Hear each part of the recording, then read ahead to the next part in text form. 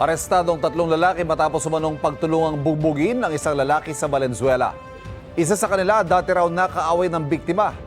Tumanggi silang magbigay ng pahayag. At narito ang unang balita ni Bea Pinlac. Hindi na nakapagdiwang ng Pasko ang 34 anyos na lalaking yan matapos bugbugin, hatawin sa ulo ng martilyo at saksakin ng mga kapitbahay ng kapatid niya sa Barangay Lingunan, Valenzuela City.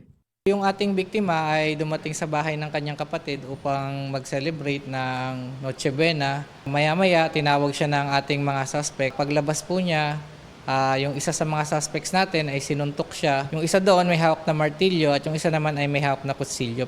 Sinubukan pang isugod sa ospital ang biktima pero idineklarang dead on arrival.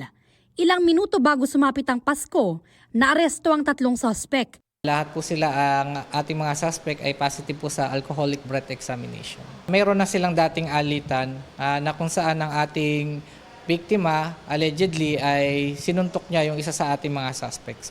Reklamong murder ang isinampa laban sa mga suspect na sa kulungan na ng Valenzuela Police nagpasko. Nakuha lang po yung panic button tungkol po sa nangyari. Tumanggi silang magbigay ng pahayag. Ito ang unang balita. Bea Pinlac para sa GMA Integrated News.